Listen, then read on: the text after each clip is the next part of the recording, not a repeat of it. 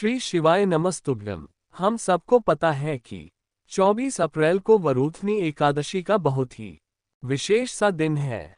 वैशाख का महीना है और एकादशी का ये पावन सा दिन है।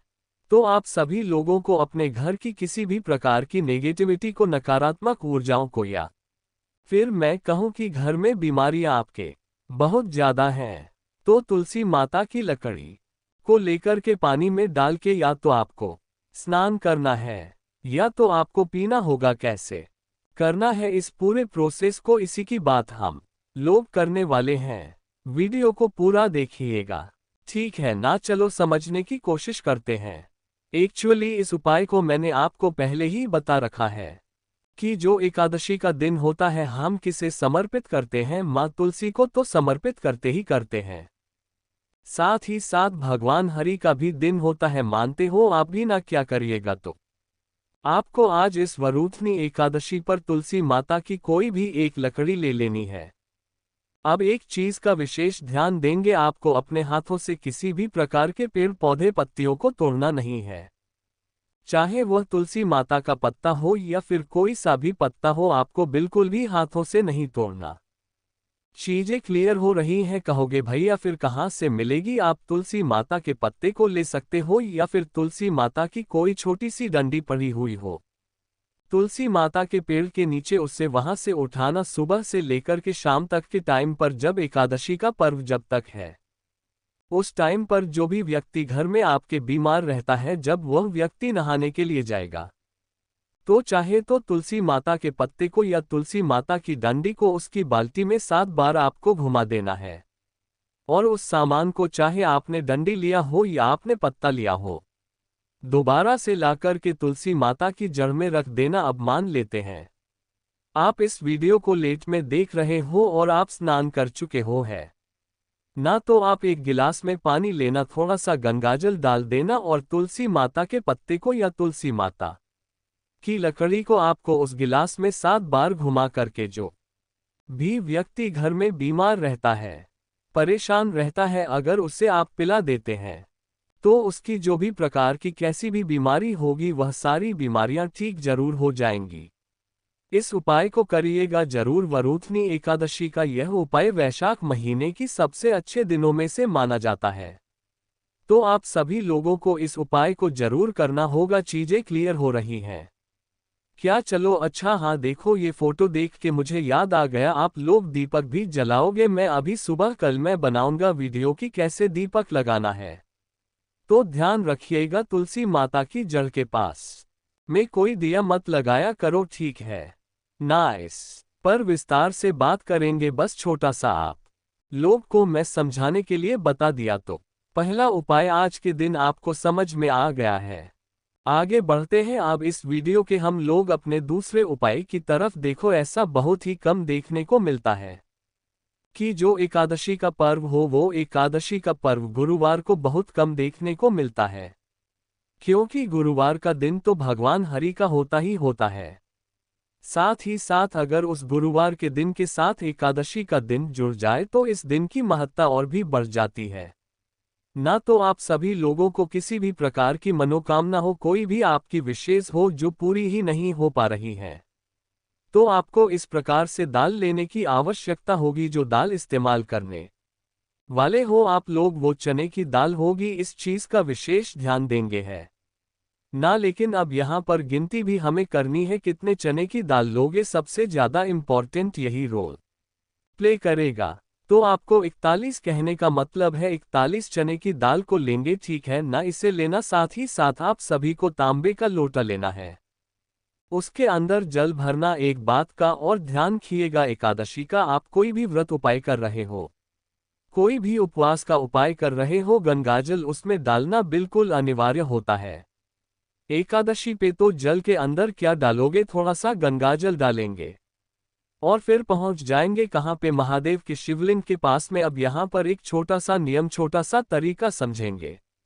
जो आपके पास में जल है, पहले उस जल को महादेव के शिवलिंग के ऊपर सबसे पहला ही काम करना है, आपको जल चढ़ाना है, ठीक है ना? तो आज के इस दिन पे जब जल समर्पित करोगे तो भगवान हरि का सबसे बड़ा मंत्र आपको बोलना होगा, वह मंत्र कौन सा है?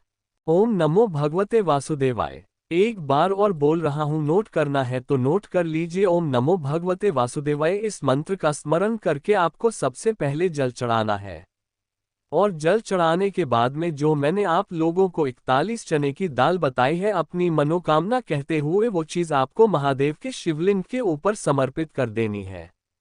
जो भी व्यक्ति गुरुवार के दिन पड़ने वाली एकादशी तिथि पे इस उपाय को पूरे नियम विधि विधान के साथ कर लेता है, उनके घर परिवार में किसी प्रकार से कोई दिक्कत नहीं होती है और मनोकामना विशेष तो बहुत जल्दी पूरी होती है। ठीक है ना? चलो तो यहाँ पर हम सभी लोगों ने बात कर ली है, अपने 2 उपाय की आगे बढ़ते हैं। अब इस वीडियो के हम लोग अपने तीसरे उपाय की तरफ, जो कि हम सभी को करना है किससे? पीले चंदन के साथ में। ठीक है ना? चलो समझने की कोशिश करते हैं एक्चुअली इस उपाय के बेनिफिट क्या होने वाले हैं। लेकिन उससे भी पहले एक छोटा सा काम सभी लोग कर दीजिए, जल्दी से कर दीजिए वीडियो को लाइक। जिसने अभी तक चैनल को सब्सक्राइब नहीं किया, मेरी आवाज आप पहली बार सुन रहे हैं, चैनल को जरूर सब्सक्राइब करेंगे। ठीक है ना? देखो, जैसे आज के टाइम पे ऐसा देखा गया है कि घर परिवार के लोग किसी ना किसी परेशानी से बहुत जूझ रहे होते हैं, ना चाहे वह परेशानी धन को लेके हो, व्यापार को लेके हो, नौकरी को लेके हो, इज्जत को लेके हो, या फिर घर परिवार में शांति ही नहीं हो पा रही है। तो आप इस उपाय को निश्चित रूप से करेंगे। ठीक है ना? इसके लिए क्या करना है? आज के दिन, एकादशी के दिन और साथ ही साथ गुरुवार के दिन जो पीले चीज होते हैं ना, उनकी महत्ता बहुत ज्यादा बढ़ जाती है। तो आपको बहुत ज्यादा तो नहीं, लेकिन थोड़ा सा पीला चंदन लेना है। पीले चंदन के साथ में महादेव की सबसे प्रिय चीज भी जरूरत पड़ने वाली है, जो कि क्या होती है? आपको एक बेलपत्र लेना है। ठीक है ना? अब जो आपने बेल पत्र लिया है और जो आपने पीला चंदन लिया है, इन दोनों चीजों को ले कहाँ जाएंगे? महादेव के शिवलिंग के पास में। अब यहाँ पर पहुँच के आपको पहला काम करना है, फेस रखिएगा उत्तर दिशा, यानी कि नॉर्थ डायरेक्शन। जो मैंने आप लोग को पीला चंदन दिखाया, अब देखो सबसे पहले आपको पीले चंदन का जो लेपन है ना, उस पीले चंदन का लेपन माता अशोक सुंदरी के स्थान पर करेंगे। चीजें क्लियर हो रही है क्या? यहाँ पर लेपन पहले कर देना। ठीक है ना? अब लेपन करने के बाद में आपके घर परिवार की जो परेशानियां हैं, जो प्रॉब्लम्स हैं, उन प्रॉब्लम को महादेव से कह देना। ठीक है ना? सेकंड वन, यही जो माता अशोक सुंदरी के स्थान पर आपने पीले चंदन का लेपन किया है, यही पीला चंदन उठाकर के अलग से नहीं लेना। पीला चंदन वही जो पीला चंदन माता अशोक सुंदरी के स्थान पे था, उसी का लेपन भोले शंकर के शिवलिंग के ऊपर करेंगे।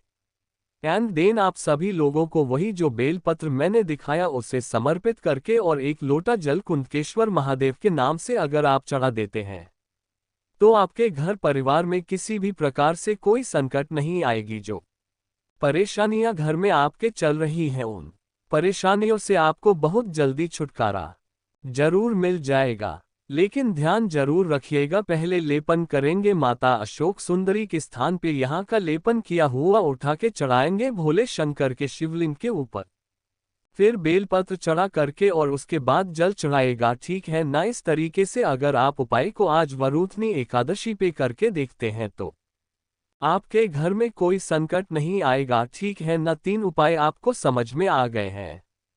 आगे बढ़ते हैं इस वीडियो के सबसे आखिरी उपाय की तरफ, जो कि हमारा चौथा उपाय है। और इस चौथे उपाय में हम अपने घर के जो भी लोग क्रोध बहुत करते हैं, मतलब हर छोटी बातों को लेके गुस्सा करते हैं, इस उपाय को करिएगा। देखो, गुस्सा करने का एक छोटा सा मैंने आप लोग को तरीका ही बता रखा है कि समझते हैं इस उपाय को। यहाँ पर आप सभी को क्या दिखाई दे रहा होगा? लोग दिख रहा है ना? आपको 2 चीजें लेनी है, एक तो आपको 5 लौंग लेना है, एंड सेकंड वन आप सभी को एक काली मिर्च, बस 5 लौंग लेंगे, एक काली मिर्च लेंगे, एक तांबे का लोटा लीजिएगा, जल भरिएगा, बस। इसके अलावा आपको कुछ भी डालना नहीं है, कुछ कलश में रखना नहीं है, पहुंच जाना है महादेव के शिवलिंग के पास में। सबसे पहले आपको एक लोटा जल महादेव के शिवलिंग के ऊपर चढ़ाना। जल चढ़ाने के बाद में जो 5 लोग हैं और एक काली मिर्च है, उसको अपने राइट हैंड में दाहिने हाथ में लेकर के महादेव के शिवलिंग के ऊपर से 7 बार आपको घुमाना है।